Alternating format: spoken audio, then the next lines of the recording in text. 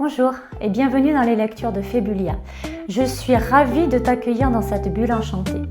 Aujourd'hui, je t'amène dans l'univers de la petite collectionneuse de lumière de Lucie Fleming aux éditions Kiman. Installe-toi confortablement, le voyage va commencer. Il était une fois une toute petite fille qui vivait nichée au creux d'un vieux chêne. Elle s'appelait Stella. Avec ses antennes duveteuses et ses jolies ailes soyeuses, Stella ressemblait à un papillon de nuit. Ses ailes étaient trop fines et délicates pour voler en plein jour. Pourtant, le plus grand rêve de Stella était d'admirer le lever du soleil. Stella dormait le jour et la nuit, lorsque la lune scintillait haut dans le ciel, elle voletait à la recherche de lumière. Elle était irrésistiblement attirée par tout ce qui brillait dans le noir.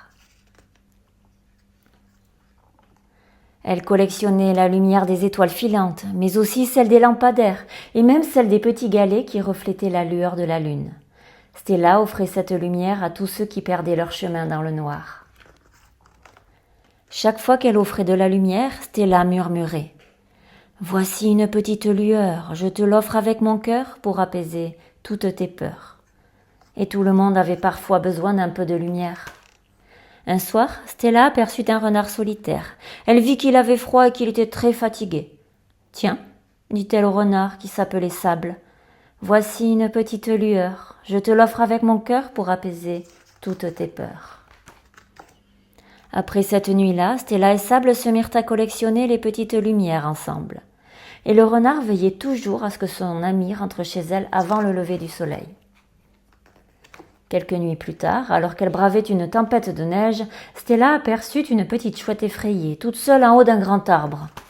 « N'aie pas peur, dit Stella à la chouette, qui s'appelait Luna. « Prends ma main. Voici une petite lueur. Je te l'offre avec mon cœur pour apaiser toutes tes peurs. » Grâce à ses nouveaux amis, la petite fille s'amusait beaucoup la nuit. Luna, Sable et Stella faisaient des concours de dessins scintillants, inventaient des spectacles d'ombres chinoises et jouaient ensemble dans le clair de lune.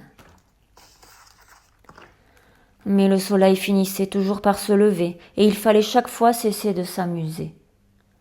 Stella rentrait alors chez elle, dans le creux de son chêne.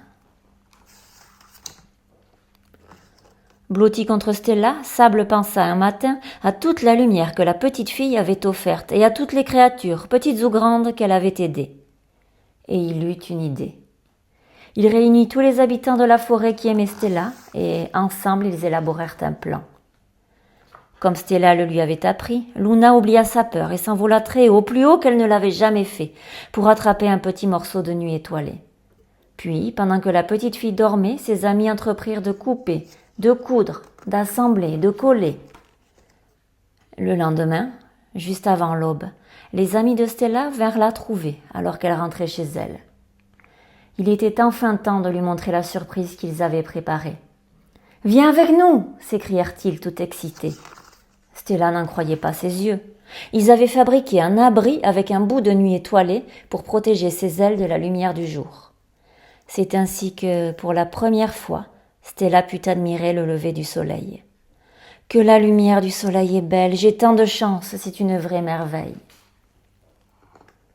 Et depuis ce jour, Stella et ses amis passent toute leur journée réunis.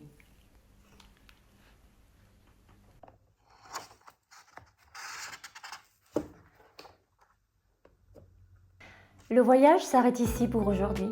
J'espère que tu as passé un doux moment à mes côtés. On se retrouve le mois prochain pour une nouvelle lecture enchantée. À bientôt.